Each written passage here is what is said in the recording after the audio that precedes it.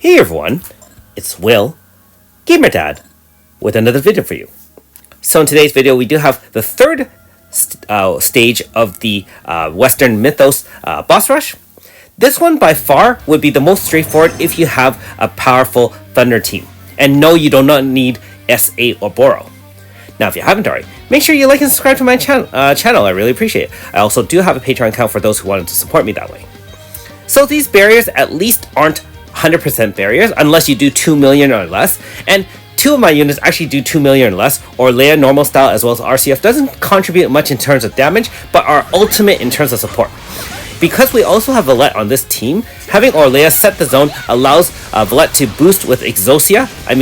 Exodia or Exosia Obliterate. And then obviously we have ES-Miyu. Mine's not even 255, and during the AF she is more than capable of doing massive amounts of damage. Now, one of the more easy criteria is that you do have to do 1 billion or 900 million damage in one AF, but with a Thunder team there should be no reason not to. With Grudge Spark, Raging Anger, and all the other boosts from Exosia, or if you have a 4 move Orlea, you can use Alumage. All of those are capable, not to mention we do have an amped zone with Awakened, being that we do have Valette on the team.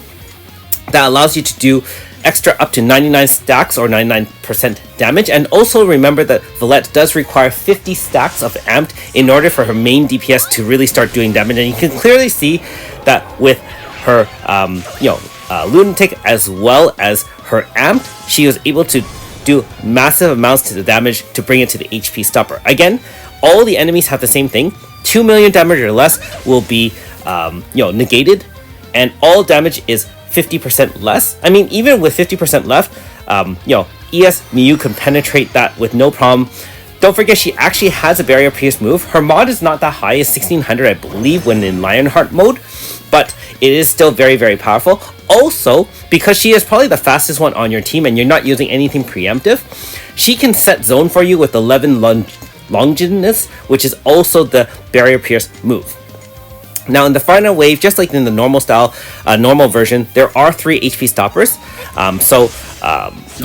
You can just hit it down. Again, same thing, 50% reduction in damage and 2 million or less is kind of negated.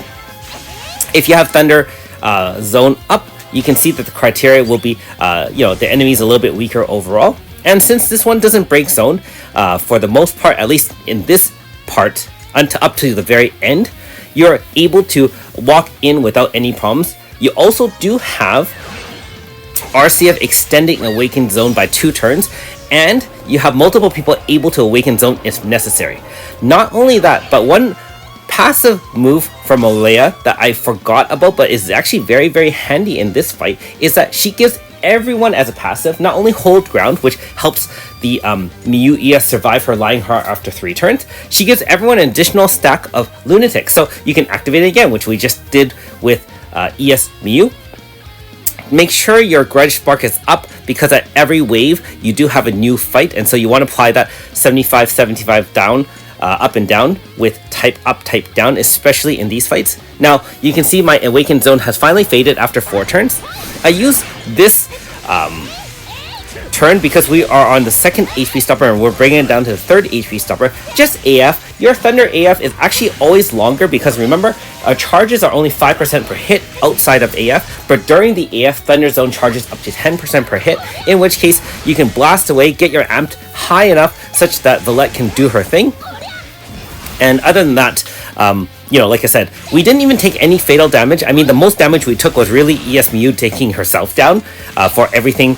And you can see she capped damage. Like, yeah, a reminder, she is not 255. So, yeah, even with this, and she does not have 4 Grasses slots, which I'll show you in the loadout afterwards. I would say the star of the show definitely would be the Valettes of the world, helping everyone do tons more damage. But remember when I did the review of Valette in my 5-star review, you can check out those 5-star reviews in my channel. Having her with Orlea is the 1-2 combo punch that you really want on your Thunder team in order to do extraordinarily well.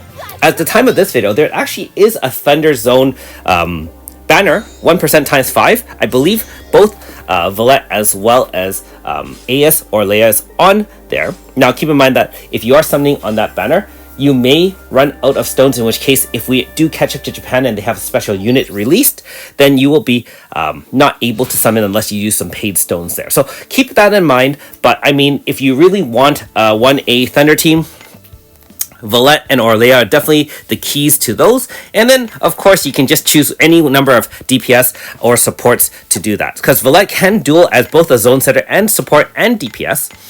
ESMU is obviously capable as a barrier pierce DPS. You have AS Nikoko or RCF to help you support in any elemental zone, but this one really helps with Dewey. And then finally, of course, if you happen to SA in a World, you can even win even harder than I did. Anyways, loadout is here. Sora, don't forget, is a Miglin's Castle character and can carry for Miyu. Thanks for watching. We'll see you next time.